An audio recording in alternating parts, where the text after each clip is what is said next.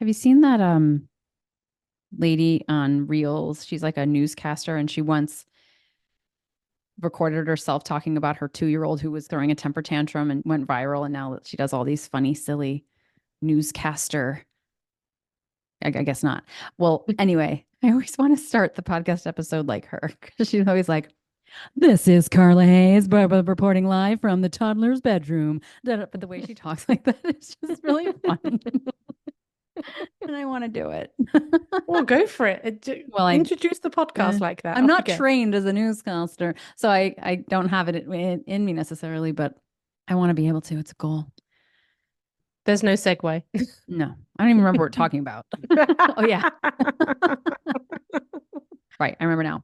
We're talking about overeating itself. So either in the absence of binge eating, maybe ever, or after recovery from binge eating, where that feels better. We're not binging anymore, and that's a huge relief, but still struggling with overeating. Maybe we should define overeating. Yeah, when I looked it up, when I was writing my book, I looked up the term overeating. The definition was to eat too much. That's pretty. That's good information. There's a subjectivity straight Yeah. away Well, in there terms of is. what too much is. Yeah, yeah. And I think particularly in non-diet spaces as well, that there's almost a demonization of even the word overeating I know. because yeah, it's either that you're dieting and that's the thing that's causing you to eat more, or you're not overeating when it's presented in a very binary way. And I think that leaves a lot of people out of the conversation. If you look at a lot of binge eating recovery content on social media, it can sound like just stop dieting and stop restricting, and then you will naturally eat the perfect amount of food for you. And again, leaves a lot of people out, I think, and oversimplifies something. I ran a gentle nutrition course in the spring, and one of the modules talked about, or within a module, was overeating. And the word itself triggered somebody in the group, and she spoke about it and she talked about it. And I think when you're coming from a place where overeating is spoken of as like just the demonization of eating. You know what I Mm-hmm. mean? There can be a defense there. I want to just clarify for anyone who's new to the podcast and doesn't already understand our stance on that. Like, we're not discussing overeating from the point of view of, eating is bad and we need to be eating this sort of like perfect amount attuned perfectly to our hunger and fullness because of, sort of the moralistic reasons the diet culture would present about that.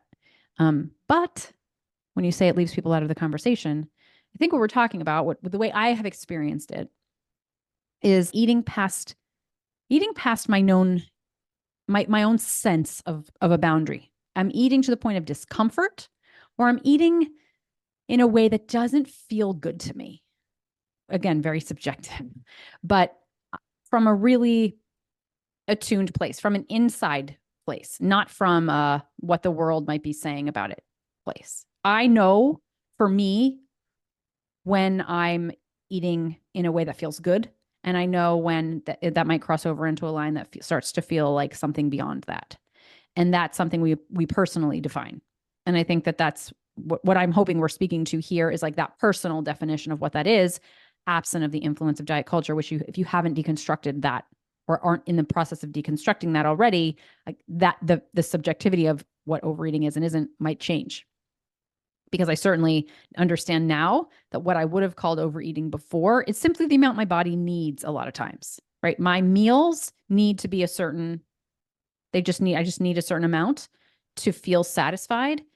And that might have been called overeating before because I would have assumed that I needed a much smaller amount. But now overeating just means moving beyond. It's not always just that in that distinct moment. It's sometimes like over the span of a day, like just where I'm using food in a way that doesn't feel good. It's Mm. so hard to describe this.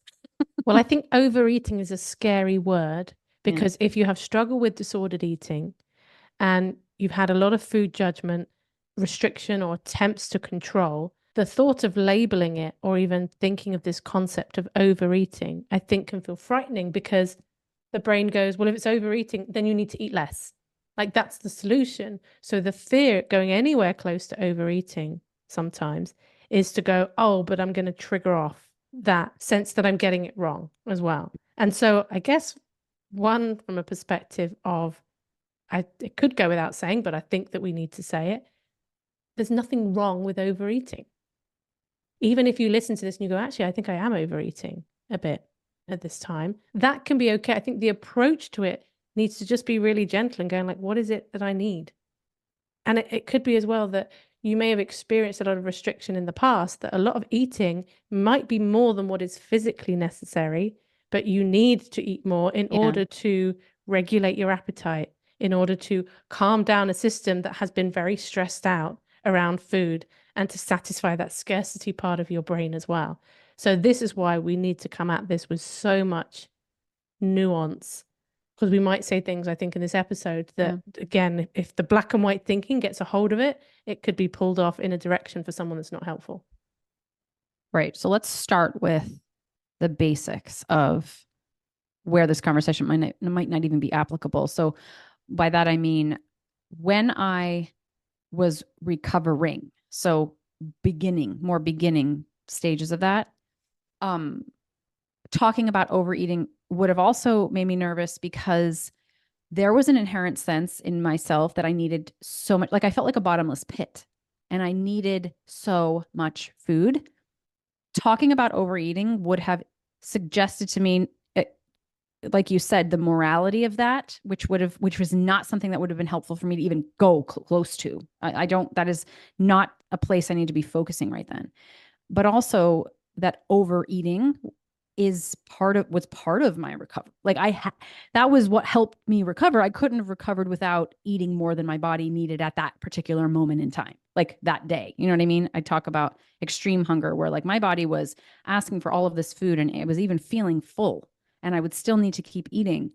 And if I thought about that as overeating as sort of like a problem, or even the way we're suggesting in more of a compassionate way, even that would have been misleading for me because there wasn't space for that at that time. It was just simply giving myself permission to eat because that's exactly what my body needed to do and not categorizing anything about that, not looking at that any closer. Like it was just simply just go ahead, just eat. Just that permission was so important. And again, I had that all in approach. Talking about these topics wasn't helpful for that. And I want to name that for anybody listening who's like trying to get a sense of security in a recovery that might look like that. We're talking about this is further down the line, potentially. And I think this is where the permitters sometimes, well, I don't want to speak on behalf of all permitters, and the permitter being, just for anybody who's not aware of the concept, we talk about permitters and restrictors, which is a Janine Roth concept where restrictors are more likely to tightly control their actual behavior around food, whereas permitters are much likely to be more permissive in the amount that they eat, but there can still be a whole load of mental restriction going on. And people can swing in and out of like both places. But I think as somebody who always related more to being a permitter, I would look at the restrictors and people that could control it to some degree and feel just shame about that. Because I think there's another piece, even in the overeating, just at how scary it's, morality aside, how scary it can be to feel out of control, to feel like you are not able to make certain decisions around food because you're just experiencing this urge or this drive to continue eating. So outside of morality, and also the idea as well that you go, okay, well, maybe I'm not moralizing it, but I think that this isn't wise. And like, actually, there are times when it might be wise, like in the examples that you're talking about here. And times as well when it could be that you feel like you're overeating or you eat more than you think that you need. But the alternative of trying to curb that would cause way more problems than a bit of general overeating. And I could relate to this as well. Like I would feel like I was somebody who was just kind of eating quite often a bit more than I would want, or felt like I needed, believed that I needed. But any attempts then to try to rectify that even gently could then trigger off a cascade of binging too. Yes. And that's where I also found myself in the 1 to 2 years after my initial year in recovery, which is a long time. So when my binges stopped happening, I was still overeating pretty regularly.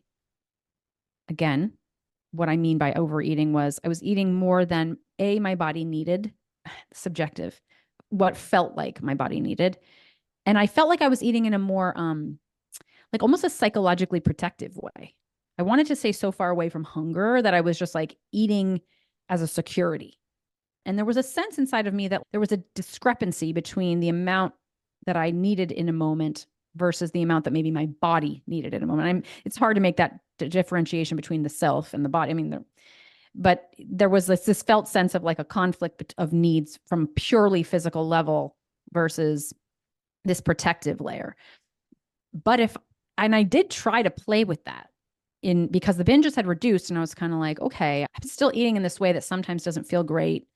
But it's like the second I went towards modifying that, I could feel like, no, no, no, no, no, no, no. Like, like that's going to create an issue. And so I did respect that, but it frustrated me. But I would say that it was for 1 to 2 years that I actually, and to this day, I feel like I needed that. I needed to be in a place that was stable with binging, but still had this security blanket of overeating. And again, it wasn't like every single, it was just part of my life that I didn't need to judge. I didn't need to change. It was just what needed to be there for a while, even before it moved away from that. And I often will say to people, like, if you find yourself in a place where you feel like you're a little bit chronically in overeating or overeating in a way that doesn't feel super comfortable, but you're not binging anymore, that's potentially part of the process. And to not necessarily freak out about that or assume that when you stop binge eating, you should just automatically be this completely attuned eater. It doesn't just switch off like that. Like there's a spectrum of evolving on this. And the body takes a while to feel really, really safe. And part of that might be like, yeah, I feel safe enough not to binge anymore, but I don't necessarily feel safe enough to not have some kind of layer of an insurance policy that helps me feel like I can like stabilize a little more here. Mm-hmm. I think as well for me, I'm someone that, and I was only really thinking about this the other day, but my weight has fluctuated quite a bit, even the last couple of years. Like it's gone up and it's gone down by quite sort of significant amounts. And I was thinking about this the other day, and I was like, I don't think I'd even been that much aware of it at the time. And I noticed it as well, particularly on like a bit of an annual cycle. So I know that I tend to be much hungrier in the colder weather as well. Yeah. And my appetite goes right down in the summer.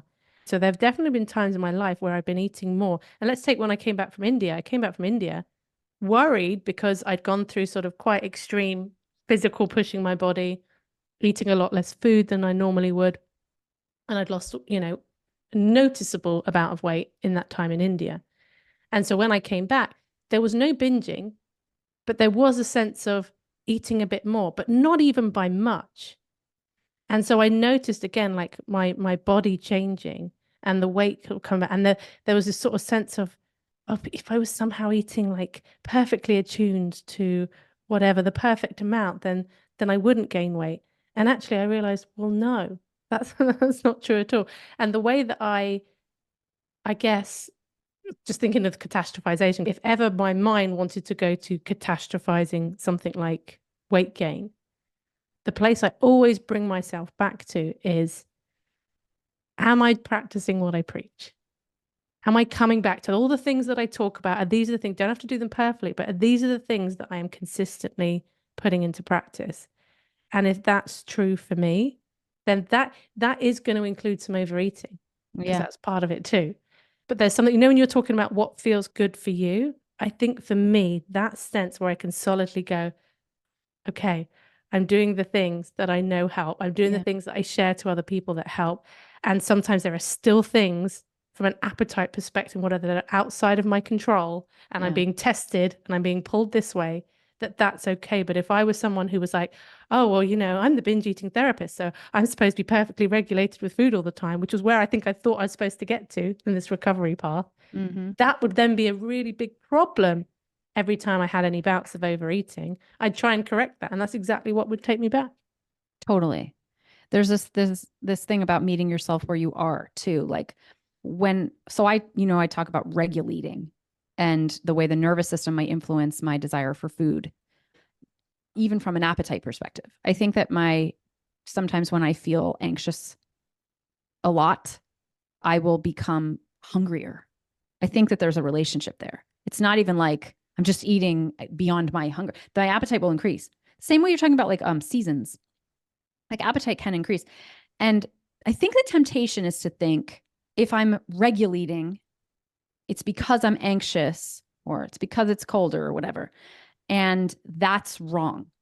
So ideally, I should be in a different place. And for me, it's very similar to what you're saying, where I'm kind of like, if I'm regulating, that's a reflection of where my nervous system is.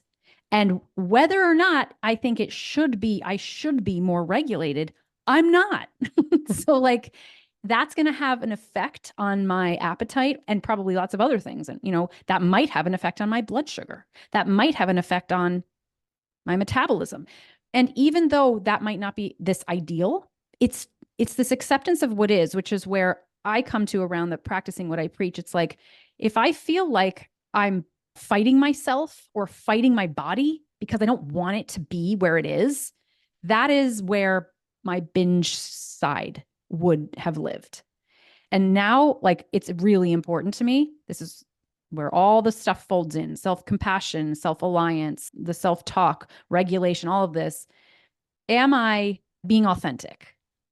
Whether or not that authenticity is where I wish it was. You know what I mean? Like, am I going along with, am I respecting my body?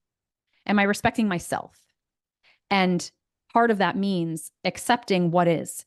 And even though that might mean, and has meant over time, that I'm working on my relationship with my anxiety, my relationship with my nervous system, my relationship with my emotions. I'm working on that in a long-term fashion because I would like to become more regulated. Of course, who doesn't want to have sort of a more connected relationship with their emotions and have more emotional distress tolerance?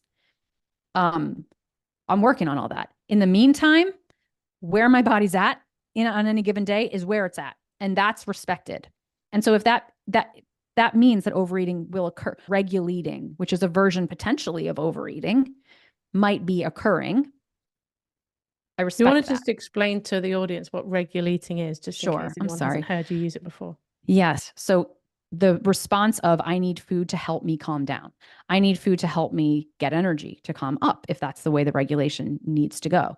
So it's this combination of a nervous system event with food to help mitigate that nervous system window of tolerance. Mm-hmm.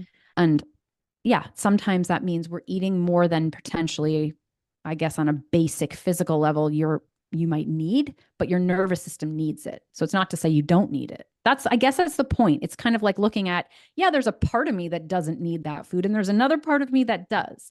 And as long as I'm fighting what I wish would win, then there's this conflict that's happening. And if I start to go to that place, I don't want to compromise that. That's not, what's most important to me is to stay in my zone of where I can stay centered. And if that means food is going to help me do that, then it's going to help me do that. Of course, that has changed over time. It's gone up and down over time, just depending on my stress levels too. But I think what keeps me in my boundary is I will not compromise myself with like my whole self, all the factors going on in my body for the desire to be eating less. When you were listing off the questions that you asked yourself, one of the questions that you asked is, am I respecting my body? And I just wanted to speak to that because I've definitely had situations when I'm eating where it's absolutely not respecting my body. When I think about what my body might actually want or need, just from a physicality perspective, this probably isn't what my body needs. I'm not talking about coming out of restriction. I'm talking about regulating, if you like. But there was a time a few years ago where I had a period of time where life was so dark. It was just really, really dark. And there was a lot of judgment that was around for me about how I was eating in that time, because it was like the life force was barely there in me. I couldn't, I'd get flickers of it now and again. And I guess there's a piece in here around, I know what it feels like for it to just feel impossible. I don't have the capacity in that time to be thinking about what is good for my body right now. And I know that no, I know that but that to me isn't ideal, because I would want that to always be a piece of the equation. And there are times when it just hasn't been. And having that piece of compassion for myself, where I'm like, sometimes I just can't. Again, taking the morality piece out of that. Sometimes sometimes I, and maybe some other people as well, don't have the willingness or capacity in a given moment to prioritize respecting my body. Overall, in the overarching, putting all the days and whatever together, I am able to do it at this point now in my life. But there's definitely been times when I just haven't. And I'd have moments where I wouldn't care. And then I'd have moments where I'd care a lot that I wasn't doing that. And that swing, I think, is really painful. Yeah. It's interesting. When I asked the question, when I posed that self question, it wasn't on that spectrum. It was the opposite. It was, am I Oh yeah, respecting no, I my know you're body? talking about Like, restricting. Yeah. yeah. No. But you make a good point. And it's, again, these topics, I just want to let the listeners know how hard it is. Like, it is hard. I'm finding it more and more to talk about topics because there's so many different experiences. And I'm sure there's people who listen sometimes and are like, but you didn't speak to this side of it. Like, this is what and it's true. It's like, there's just, sometimes I wish there was a forum of people being like, what about this? What about that? Just because it's like, right. Like, right. There's that side of it too. And so even as you're speaking now, I'm thinking about, oh my gosh, even in this question of respecting one's body, you could go at that from the side. And again, I use clients a lot as a way of a barometer of sort of like all the different ways of speaking about something.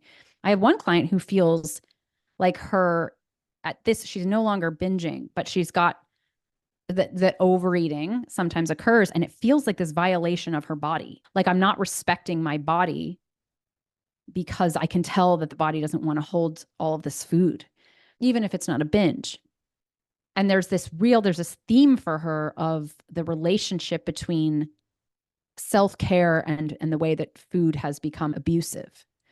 And then there's other clients who might experience like the restriction side of things has been the abuse. You know what I mean? And that's kind of where I'm coming from.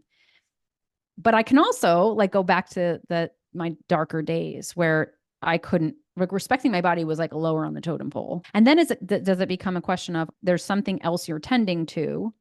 I just need this food psychologically right now. Or yeah, I need it to protect myself from some emotion right now. And that's the most important thing. Is that a version of respecting ourselves or not? And I think that it's not an either or. It's not about yes or no. It's like this meeting ourselves where we are, like where we are at any given moment is just where we are. And so if that means that we're sort of using food to serve one part of our need, and that is in direct conflict with serving another need, which might be our body, like body respect in some cases, it's like, can we get to a place where we kind of, and this is where I guess my bias is on it. Like, wherever I find myself, it comes down to, can I accept where I'm at? Like, can I accept what's happening to me right now? And if I have the privilege in that moment of having more regulation inside of me so that I can think about how I want to respect my body, then I will use it. But if I don't, I'm not going to beat myself up about that. And it's looking at things from more of this, like, what do I need? What do I need to be focusing or thinking on a broader perspective versus just inside of a moment in a day? And we've talked about this before, like the difference between strategizing in a, like right then and there versus like what's broader, what's the theme for me these days around, like, do I need less stress in my life? Like, am I regulating so often that what it's saying to me isn't about like, okay, well, we just need this right now. It's kind of like, yeah, and we also need to be looking at our stress levels because our nervous system's working overtime to keep up. You know what I mean? And looking at like, kind of like, yeah, I have a longer term kind of goal of having more ability to be regulated so that this isn't always feeling like I have to choose between taking care of my psychology or taking care of my nervous system and taking care of my body or taking care of other needs that I have. It's such a complex web of all the systems and all the parts that are within us. And it's harder to be in uncertainty. It's harder to be in the place of like, yeah, I don't know. Like this part needs this part doesn't. It's really unclear to me how to proceed. Um, it's so hard to be there. I think for a long time, I would have had a lot of resistance that it was even fulfilling any needs because it didn't seem like it. It just seemed the only reason I was eating was because I'm so out of control and this and that. It never occurred to me. No, I don't even know that it never occurred to me. I would have just been completely blind to it. And even now, no, yeah, I know now I can see. I can see. It's like, look at me wanting to stand up for old me going, no, it wasn't that. I really was just out of control. uh, But what about somebody then who is stuck in a chronic cycle of yeah. overeating? So there isn't any restriction going on. There's probably going to be a load of guilt in there and shame and all of that. Which can be a No version real, of restriction. yeah, but no attempts at like Physical. restricting food because there's just such a sense of, I think I see quite a few people reaching that point where they go, I just can't restrict anymore. And the whole reason they stopped restricting was because it actually wasn't possible because the minute they even thought about restricting, overeating or binging would start. Yeah. And that sometimes there's still a stuck in that cycle. If you could tell people how to break it in 3 very simple, Sure. broken down steps, that would be great.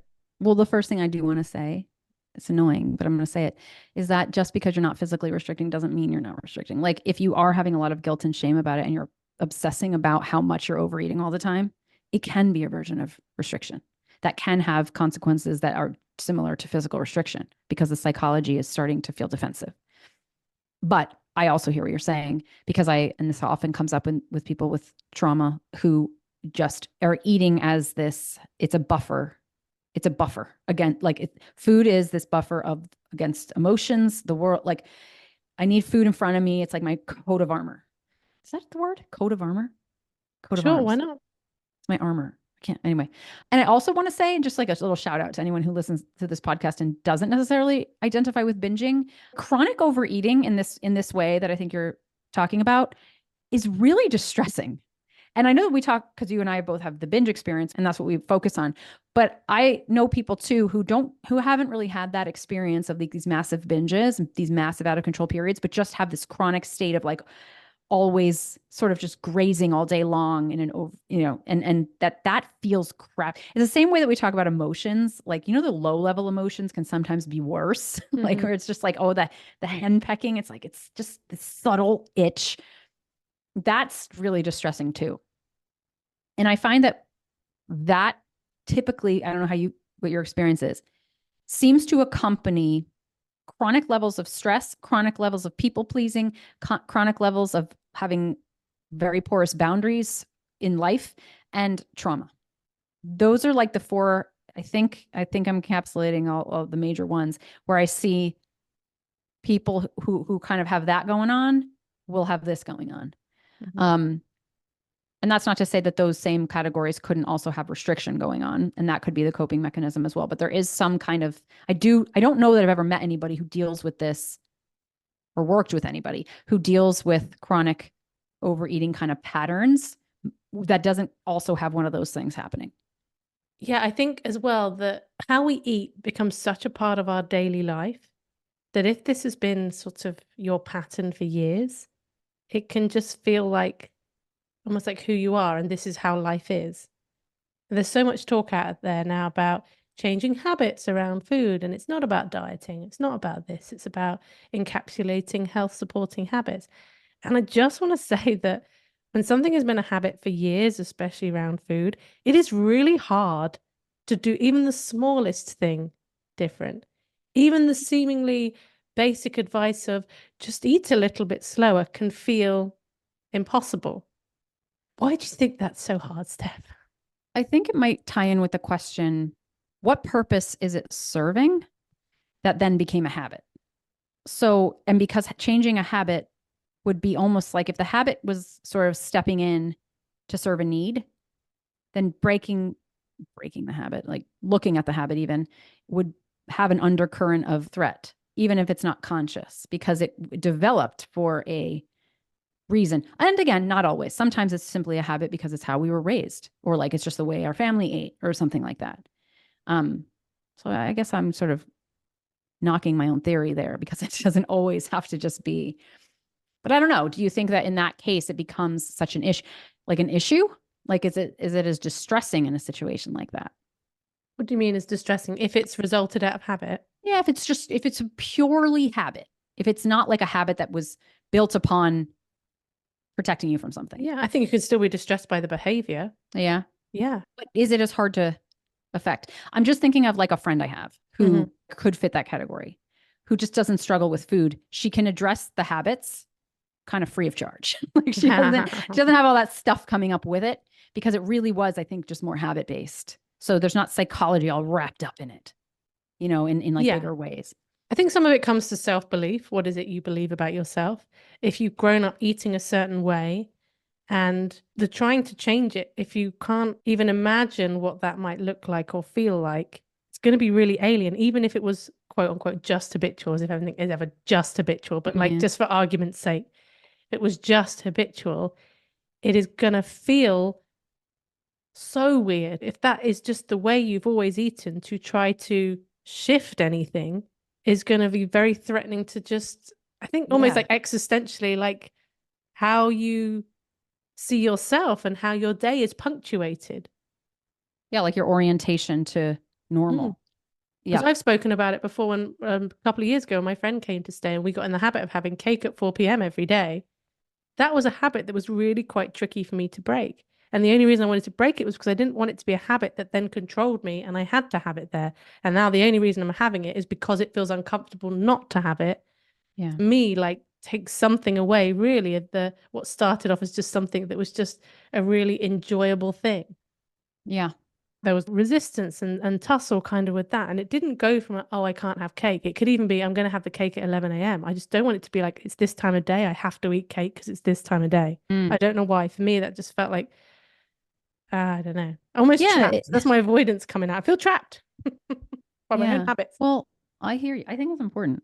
You're making me think about how I grew up we had a bedtime snack. That's what we called it, like the bedtime snack. And it was like a ritual in our house. And I had a bedtime snack my whole life. And even through the binging and stuff like that. I can't remember if with restriction, even like when I was restricting, unless I was fasting in like a severe restrictive place, I think I still I like planned in this bedtime snack.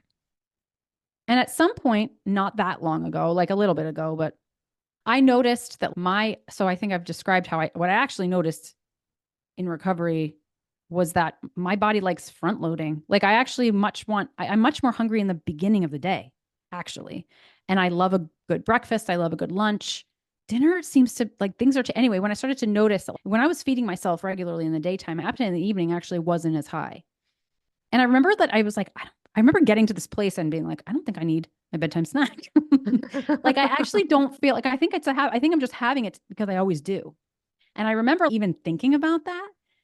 It wasn't so drastic because at this point I was more secure here, but I was like, ooh, that's weird. Not having my bedtime snack. Like, what does that mean in life? You know what I mean? Like, and I did play with it because I just feel like I was eating it just cause. I don't want to pathologize that. You can do that. And I did that for a long time, but I was curious about it. And it sort of, ooh, it's like, ooh, like that's not homeostasis. You know what I mean? To look at something like that.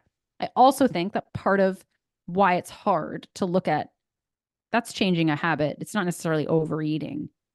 But if you've got a history with food, then anytime you're intentionally doing anything with food, even from a place of curiosity and self-care, has in some wiring somewhere, there's an alert of like, what are you doing?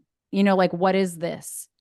And I think it puts up safety guards. You know what I mean? It's almost like the way that, I can't think of a good metaphor, but like where sometimes I get certain emails in my inbox that my email, like Google flags them and they're like, is this one supposed to be here? We're not putting it in your spam folder yet because we're not sure, but it looks a little suspicious. Do you know this person? You know how they send those through? And you're like, can I just say that my Gmail does that with my own emails when they come to me on my newsletter? I get the alert, and every time I mark it as safe, and it still gives me the alert. Oh, that's a good metaphor. You're even marking it as safe and it's still coming, kind of what I'm talking about.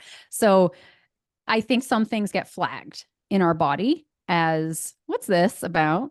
Even if the email's coming from a safe place. And even if you're like, no, I'm telling you, I'm clicking the button, it's coming from a safe place. And you might still get a glitch. There might be still glitches in the system about that. And I think that's why having a lot of patience with our bodies and, yes, some frustration too with that psychology of alarmism around even looking at something as innocuous as a habit or self-care in some kind of way, or like saying like, I just think I might not need this right now, can feel so threatening. And then automatically that might inspire the stress response, which then creates a need to regulate. Again, I think this is like, if you could see the inner workings of what's actually going on there, I think like so many avenues would be lighting up. It's not simple. They're all connected. And so having patience with this, to me, even talking about overeating in a way that is pure, sincere, just trying to like take good care of respecting our body, let's say that it's coming from that place, potentially could take years because of this, because of all this stuff going on there. And if there is an intersection of restriction that is happening as well, I mean, then even more systems are going, then it's even more complicated. So I don't think that even talking about this is necessarily as simple as it sounds. I don't know that we've made it sound simple at all. Yeah. When I started the episode, I was like, all right, we could speak to some basics. Yeah. We're like, this is and I'm like, be oh, shoot. Can we also just take a minute to not demonize? Let's talk again about not demonizing overeating. Because I think we just need to go there again, just reminding people. Let's do that. Absolutely. Yeah. Absolutely. The reality is that I do overeat sometimes, and I'm pretty sure Steph does too. And even if it's more than sometimes, I think, and the way it shows up for me now as well is that overeating, or let's just say it more like the cravings. When I get cravings, because we haven't really touched on cravings, conscious of time as well, but when I get the cravings, I often think that food is like my little red flag system.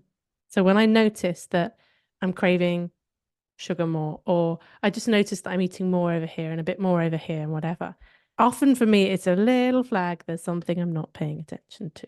Yeah. And I would love to say that every time I realize that, I'm like, oh, maybe I should check in with myself. Let me think, what do I really need? Let me just come right back to myself. Sometimes I do, sometimes it takes me a little while to get there. And normalizing that piece as well, because I think it can sound like, well, if you're just perfectly regulated, perfectly in tune, willing to feel anything, well, all of that kind of stuff, then this shouldn't happen. And everybody overeats sometimes, pretty much. Yeah. Sometimes you choose to, by the way. Like sometimes I'm like, it's fine with me. I think there's a perfectionist ideal of what intuitive eating is that doesn't include overeating. Again, I want to validate the people who are chronically feeling like, yeah, can you please though just help me figure out like what might be going on if I'm doing that all the time. I understand it's fine, but like it's also distressing. And let's also make sure that we're understanding that it's can be completely normal. Yeah. And I would also say that like the times when overeating happens for me the most actually isn't around emotions, but I really, really like your, like that's a flag of like, what am I not paying attention to?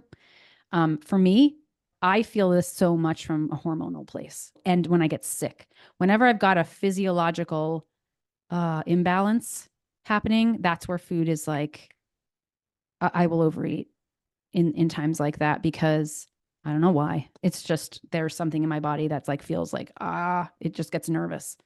Or something. Or maybe it's just needs more energy. Maybe I don't know what's going on, but it happens. And it isn't something that I pathologize, even if it frustrates me. So it's kind of more like that respect of my body's asking for food because it's perceiving something that's imbalanced and it thinks food is what's going to help it. And maybe food is exactly what's going to help it. Maybe not. I'm not really sure. But either way, it's happening. So I got to work with that. I keep coming back to that. Yeah. And when you mentioned hormonal, inside I wanted to go, me too, me too. No, that's me too. I have that too. I knew that. I have lots that goes of that without too. saying. Well, no, it's saying as well. The other pieces as well, just again, it feels like a whole potential can of worms to open up at the end of the episode, but there can be all kinds of metabolic reasons biological reasons why your appetite might be higher. Yes. And that is really tricky to navigate when you're trying to feel regulated. It feels like your biology is working against you. And you've got all these non-diet people who are saying, when you're hungry, eat. What if you're hungry all the time? Yeah. Let's save that for another episode. We could do Oh, that is hungry huge. all the time. I want to validate everyone in that boat because I think that's such a tricky place to be, like when it's coming from that place. Also, fatigue can do that. Like people have chronic sleep apnea and stuff like that. And then what do? Stay tuned. Because we don't know. No, we don't know. We need some time to think about that one too, because it feels like the hardest question. I think we need a guest. Yeah, we need a guest. You know any guests that can speak to that? Let us know. Anyway, Will. Okay. Yeah. Okay, were you gonna say something? I do that. I do wheel. You also early, you said, what was it you said? Oh, you said something, you sounded so New Jersey, and I really wanted to laugh at you, but you were making a really good point, so I didn't want to interrupt you.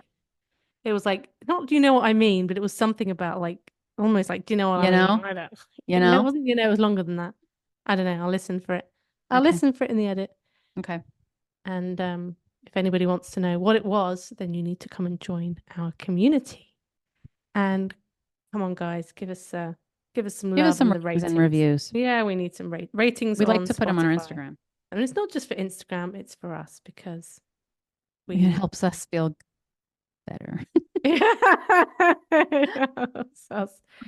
It motivates us to want to carry on doing this. Yeah, it's so true. If you want us to carry on doing this, if this brings you value in some way, if you could take a minute to rate and review, or just rate, is absolutely fine. It all helps. And if you want to join our community, we have monthly calls almost every month. Every month, yeah. Every month we have support meetings. Every month, yeah. Come on and join us. Yeah. Okay. Gotta go. Bye. Okay, bye.